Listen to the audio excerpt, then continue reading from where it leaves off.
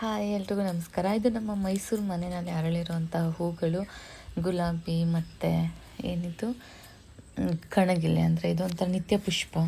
ತುಂಬ ಥರದ ಹೂಗಳಿದೆ. ನನಗಂತೂ ಪ್ಲ್ಯಾಂಟಿಂಗ್ ಅಂದರೆ ತುಂಬ ಇಷ್ಟ.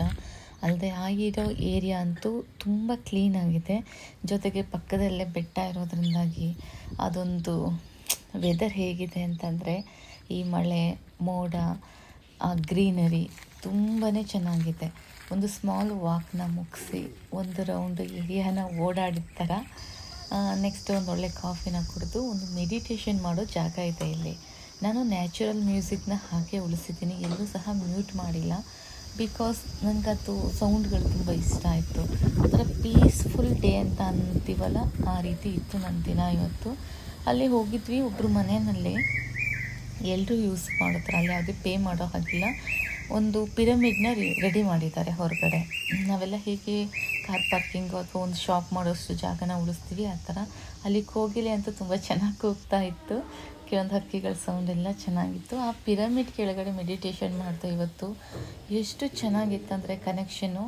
ನಿಜವಾಗ್ಲೂ ಆ ಧ್ಯಾನದ ಬಗ್ಗೆ ಗೊತ್ತಿದ್ದವ್ರಿಗೆ ಅದರ ಎನರ್ಜಿ ಏನು ಅನ್ನೋದು ಗೊತ್ತಾಗುತ್ತೆ. ಸೊ ಅಲ್ಲಿ ತುಂಬ ಇನ್ಫಾರ್ಮೇಷನ್ ಸಹ ಇತ್ತು ನಮಗೆ, ಆಕ್ಯುಪಂಕ್ಚರ್ಗಳ ಬಗ್ಗೆ ಇರ್ಬೋದು, ಯಾವುದು ಪ್ರೆಷರ್ ಪಾಯಿಂಟ್ಗಳು ಅನ್ನೋದ್ರ ಬಗ್ಗೆ. ಇದಂತೂ ನಮಗೂ ಸಹ ನಮ್ಮ ಸಲೂನ್ ಫೀಲ್ಡಲ್ಲಿ ತುಂಬಾ ಇಂಪಾರ್ಟೆಂಟ್ ಆಗಿರುತ್ತೆ. ಇದು ಪಿರಮಿಡ್ ಇರುವಂತಹ ಜಾಗ. ನಾನು ಆ್ಯಕ್ಚುಲಿ ಫ್ರೆಶ್ ಅಪ್ ಆಗಿರಲಿಲ್ಲ, ಹಾಗೆ ಹೋಗಿದ್ದೆ ನೋಡೋಣ ಅಂತ. ತುಂಬ ಕನೆಕ್ಷನ್ ಅಂತಂದರೆ ನನಗಂತೂ ತುಂಬ ಇಷ್ಟ ಆಯಿತು ಆ ಜಾಗ. ನಂತರ ನಮ್ಮ ಮನೆಗೇನೆ ಮೈಸೂರಿಗೆ ಒಬ್ಬರು ಹೇರ್ ಸ್ಟ್ರೈಟ್ನಿಂಗ್ ಅಂತ ಬಂದಿದ್ದರು.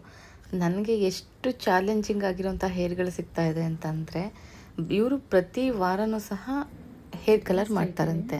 ಅವರು ಹಾಗೆ ಸಹ ಹೇಳಿದರು, ನಾನು ಬನ್ನಿ ಅಂತ ಹೇಳಿದ್ದೆ. ಬಂದರೆ ಚೆಕ್ ಮಾಡಿ ನೋಡಿದರೆ ಫುಲ್ ಹೇರ್ ಮೇಲೆ ಬ್ಲ್ಯಾಕ್ ಹೇರ್ ಕಲರ್ ಕೂತಿದೆ, ಫುಲ್ ರಫು ಫ್ರೀಝಿ ಈ ಥರ ಇತ್ತು. ನಾನು ಅವ್ರಿಗೆ ಹೇಳಿದೆ, ನೋಡಿ ನಾನೊಂದು 60% ನಾನು ನಿಮ್ಗೆ ಗ್ಯಾರಂಟಿ ಕೊಡ್ತೀನಿ ಹೇರ್ ಸ್ಟ್ರೈಟ್ನಿಂಗ್ ಬಗ್ಗೆ ಅಂತ. ಅವರು ಓಕೆ ಅಂತ ಹೇಳಿದರು. ಸೊ ಅದ್ರ ಮೇಲೆ ನಾನು ವರ್ಕ್ ಮಾಡಿದೆ. ಬಟ್ ಎಕ್ಸ್ಪೆಕ್ಟೇಷನ್ಗಿಂತ ಸ್ವಲ್ಪ ರಿಸಲ್ಟ್ ಚೆನ್ನಾಗಿಯೇ ಸಿಕ್ತು.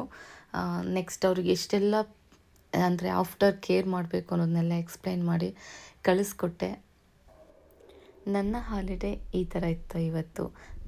Thank you for watching this video. Bye bye.